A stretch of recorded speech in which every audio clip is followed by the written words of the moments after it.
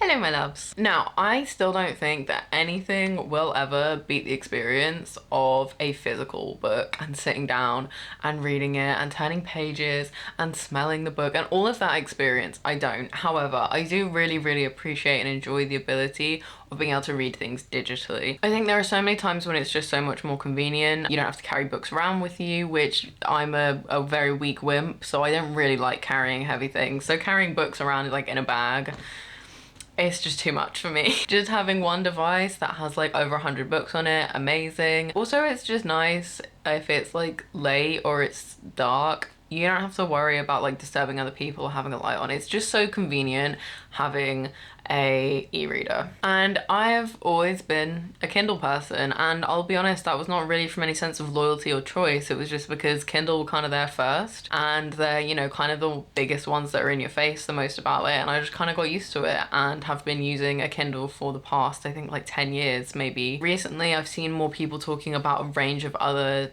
e-readers, not just Kindles, and I finally decided to make the switch to a Kobo, which I was terrified of. I wasn't terrified, that's a big exaggeration. I was apprehensive about it, but also quite excited. I appreciate there's a lot of people that might be considering making that switch, especially with Kindles being quite expensive for what they are. And in my opinion, Amazon are not really keeping up with other e-reader manufacturers. The features that they offer and things like that are kind of quite far behind a lot of others, and their devices now look quite basic in comparison. So I know a lot of people are thinking of that switch, and I watched a lot of videos before I did that myself, so I thought I would just give my opinion on what that's been like, why I made that switch, and if I regret it or not. I have been using Kindle for, like I said, a long time, but I've only ever actually owned, up until very recently, Kindle Fires. I don't think Amazon makes Kindle Fires anymore. I'm pretty sure they don't, and for good reason. Kindle Fires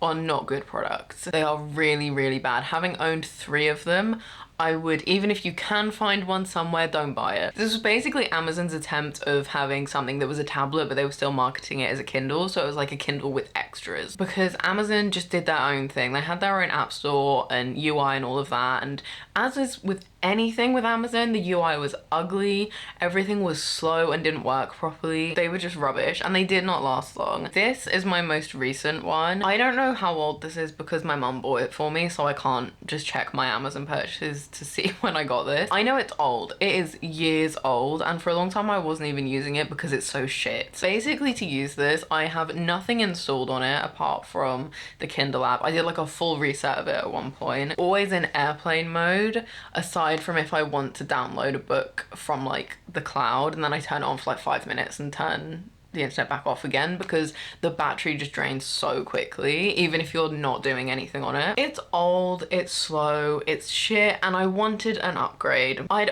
been thinking of switching to just like a Paperwhite or something because I know how rubbish these are, but I also really don't like change. I'd never had an e-ink reader before, so I had no idea what the experience was like or if I was gonna like it, because, you know, this is a standard tablet screen, and aside from that I'd just been reading on my phone. So I was in the market for a new e-reader anyway. I had been considering a Kobo for a while, but I was a bit on the fence, mainly because of the whole switch over from ebook stores. Obviously all my books that I have been bought through Amazon, and I knew you could transfer them, but I wasn't entirely sure how to do it. And also I've been using Kindle Unlimited for a very long time, and I was a little bit like, oh, do I want to lose that? At that point I wasn't aware Kobo Plus existed, but anyway, we'll come to that later. Just at this time when I was really considering and thinking about what to upgrade to, my best friend, my really good friend Becky, decided to get a Kobo herself, and she basically just gave me her old Kindle Paperwhite because obviously she wasn't gonna be using it anymore.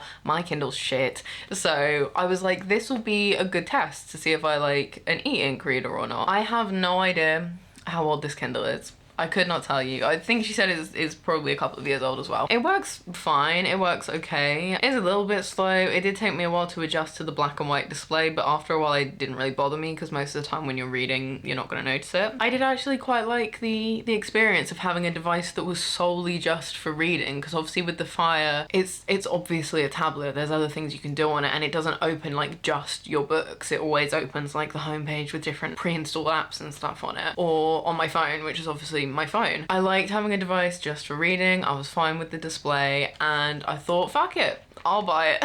Honestly, I didn't really need to upgrade from this, and I was intending to keep this for a while, but the more I used it, the more I just realized that I really don't like Amazon. The UI of everything that Amazon makes is crap. It's really not good. It's not user-friendly. It's so ugly. I just hate it. The experience of annotating in a Kindle I hate so much, and the way it like stores the annotations I don't really like either. I am a big lover of annotating, especially like my first thoughts on a book. So when I look back at it, I can see all the stupid things I was thinking about what was gonna happen. I just really enjoyed that experience, and obviously I can't do that on here, and I knew you could do it on a Kobo.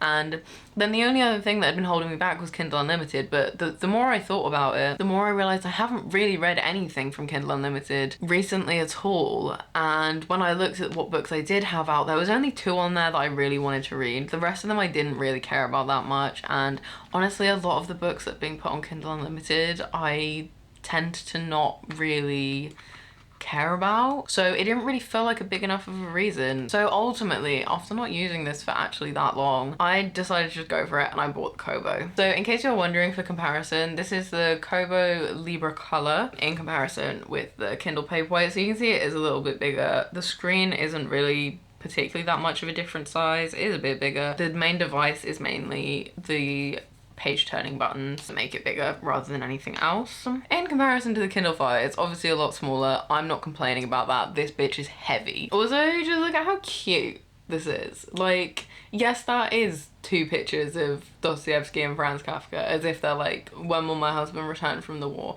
I'm aware that I'm pretentious, but just look how cute it is. So when the Kobo actually arrived, it was pretty easy to set up, considering obviously I've never owned anything by, I can never actually remember the brand's name. I've never owned anything by them before, so I didn't have an account or anything, and it was super easy to set up. It was just turn it on, select language, all of that stuff, and then for the most part, actually like signing up, creating an account, you could just scan a QR code on your phone and do it from your phone. That took like probably 5 minutes to actually set up the device. Then came the part of transferring my library. So after much Reddit scrolling and YouTube tutorial watching, I finally got on with transferring everything, and I will just say this process wasn't as in-depth or difficult as I was expecting it to be when I was first reading how you do it. It seemed like it was going to be more complicated than it was, but it was actually really straightforward and quite easy. I will put a link below to the main YouTube tutorial that I watched that I found the most helpful. I did watch quite a few, and there are a lot out there, so if that one is not helpful for you, there are plenty others, but I can't remember the person's name, but I will put that down below. Very briefly, like not a tutorial, but in case you're not aware, Amazon basically like locks all of its files so that you can't just straight up take them and put them on another device, because Amazon, obviously, of course they would do that. So for the process of moving everything over, essentially what you have to do is download your entire library, put them into this other software called Calibre, get some plugins as well for Calibre so it'll remove that like lock on the file, which is perfectly legal, by the way, because you have purchased and owned the books. As long as you've purchased and owned them, that is absolutely fine to do. It basically removes that, and then you can convert them into a file type that Kobo can read, and then you basically just plug your Kobo in and upload all of them, and it really, the actual upload and everything syncing and everything did not take very long at all. It was the actual process of downloading everything and converting it that took a while. It wouldn't have taken that long if it wasn't for me being an idiot. Just something to be mindful of if you are doing this.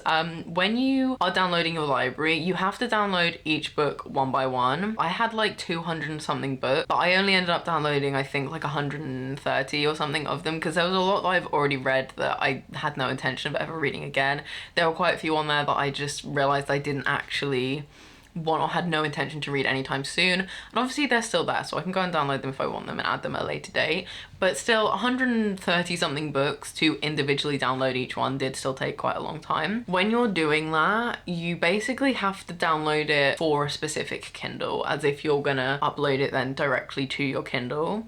I still have, I think, like 4 different Kindles linked to my Amazon account because I've never got rid of any of the previous fires that I had. So I still have all of them on there and this Paperwhite. You have to put the serial number of the Kindle that you've downloaded the books to into Kobo in the plugin that removes the block. That's how it can remove the block. It needs to be for the specific Kindle that you've downloaded them for and put the serial number in for. And I put the serial number in for the right Kindle, but then downloaded them all for the wrong one. And then it didn't work.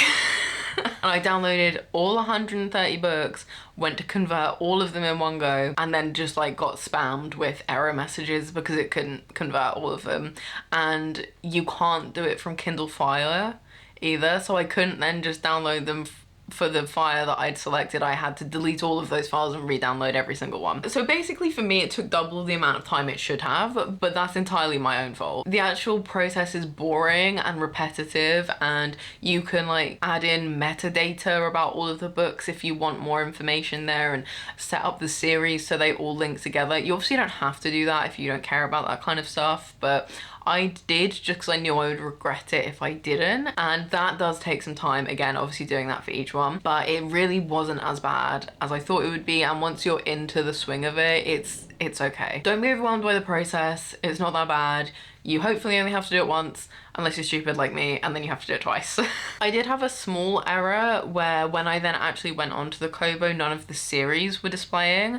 Like, because I did then buy some books from the Kobo store, and those were coming up in the series tab, but the ones I had uploaded myself weren't. I did find a fix for this, and I will put the Reddit post down below for how I fixed that in case you come across the same issue, because it actually took me a while of searching to be able to find the same issue and for there to be a fix for it. So with all of that done, all my books on there, and my ability to read all of them, what are my thoughts on the Kobo Libra color? Obviously the main reason I bought this was for the annotating, so I did obviously buy the stylus as well. It's a really nice experience. The act of being able to highlight something is so much easier in this than it was in a Kindle. The ability to just write on the pages, add little notes, underline things, circle things is just a really, really nice addition to just have them there on the page so you can come back and look at them. There is also the ability to keep your own notebooks in the Kobo, so I've seen a lot of other people do this for like notes for while they're reading, of like, you know, their thoughts on things, or like annotating keys and things like that in the notebook, which is, you know, a really good idea. I've used it for like TBR lists,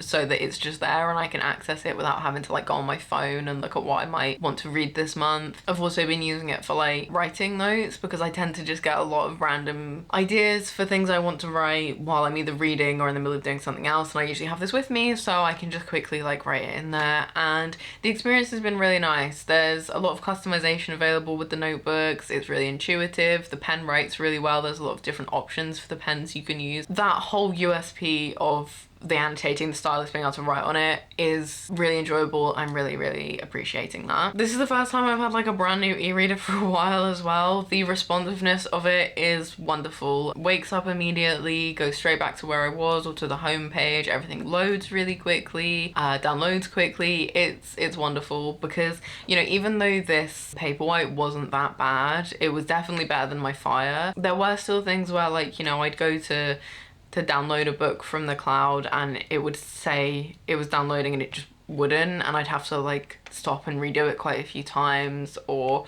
it would take a really long time to wake up or switch pages and things like that. So while this is not bad and I would have like coped with that absolutely fine, seeing the difference in how fast the Kobo is just wonderful. It's really nice to actually have like a new responsive e-reader that I can just get into my books quickly. The UI is so much nicer. The homepage, especially in my opinion, is just so much nicer than the Kindle one. You know, when you open up your Kindle and it goes to the home screen, it's just like a really small bit at the top where it has just your library, and yeah, it'll have the most recent thing you've read at the beginning, but it's just like everything there, and then the rest of it is just ads for other books, whereas the Kobo homepage just feels much more, here are your books. It's got what you're currently reading or you've most recently read. Also has a bit at the top of like recommendations from your library. So actually the first time I opened it, I was like, you have 4 books by Charles Dickens that you haven't read. Do you want to read some Charles Dickens? And then you can set up collections on there as well, which I'm pretty sure you can do on Kindle as well, but I never did it. So it will have like, again, recommendations from your collections, and then it has a really small part of the store. So it just feels a lot more like, yeah, these are your books, here, read them. Which ones do you want? These are the ones that you might enjoy. It looks a lot nicer, it's laid out a lot nicer. Yeah, the color is a nice benefit as well. And just in general, everything feels much smoother. The other main bonus that I'm really enjoying is the page turn buttons. This was something I never really particularly thought about or thought I would care about, but it has been a really nice addition, honestly.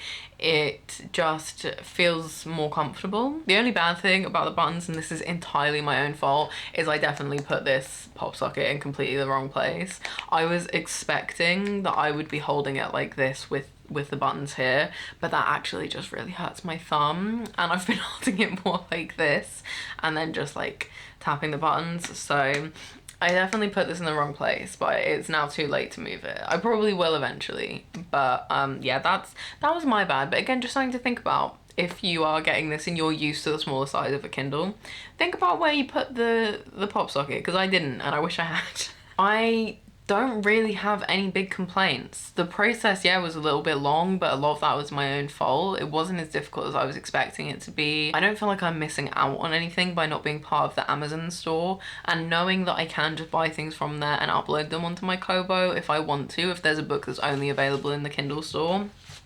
I feel like I'm not really missing out on anything. The experience has also just been a lot nicer. It looks nicer. I prefer pretty much everything about it. So generally, it's been a really good switch. I'm very glad I did it. One thing I know I did mention at the beginning was that I was quite worried about like losing access to Kindle Unlimited, but since switching, I was just like going through and adding books from the Kobo store to my wish list, and I've realized that a lot of books that were on my wish list are on Kobo Plus, but they weren't on Kindle Unlimited. Kobo Plus is basically like their equivalent of Kindle Unlimited. It's also £1 cheaper than Kindle Unlimited, and it had a lot more books that I actually wanted to read on there, or were already on my wish list, or you know, things that I've randomly looked up as well that I've thought about wanting to read after, like random philosophy books that I looked up and things like that. It just feels like there's a better selection of things that I personally am interested in on Kobo Plus. Obviously that's going to be different for everyone. What is available on those stores is going to be down to personal preference and taste, but for me personally, I feel like I would actually get more use out of Kobo Plus than I was getting out of Kindle Unlimited. I think actually Kobo Plus, for my personal taste, seems better anyway, so, and it's cheaper,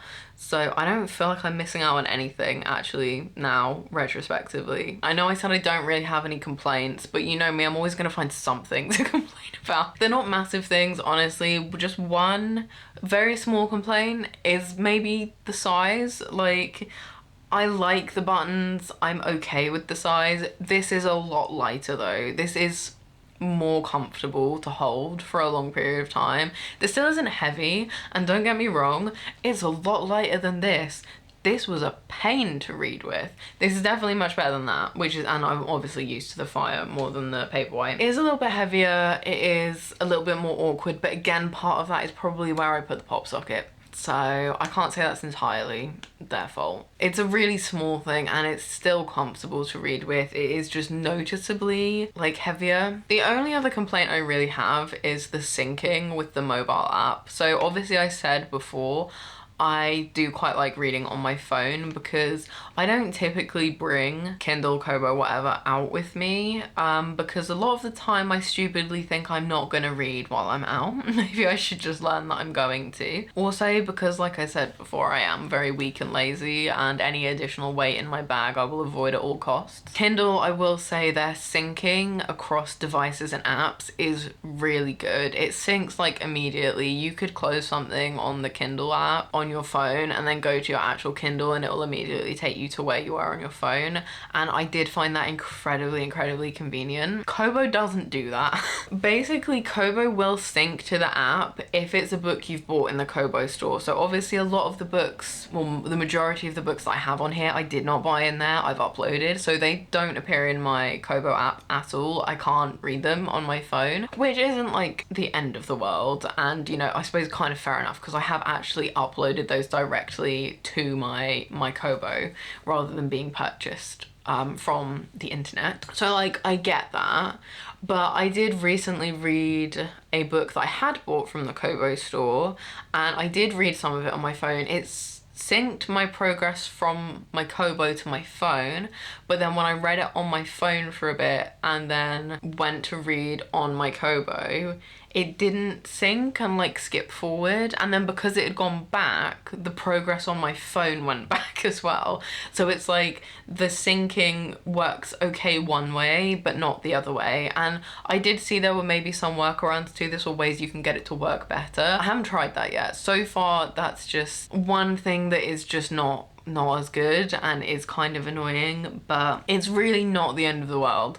Generally the experience is very good. If I just have to skip through a few chapters to get to wherever I was on my phone, I'm fine with that. I used to have to do that on my Kindle Fire anyway because I could never have it connected to the internet, so it's not like it's something I'm unused to. I think I got a bit comfy with it with the Paperwhite, and I really liked the syncing. So I mean, honestly, those are my only two complaints, and I don't think they're massive things. They're not deal breakers. They're not really going to affect me that much. So overall, I am still incredibly happy and impressed with the Kobo, and I would really recommend it. Obviously I only have the Libra color.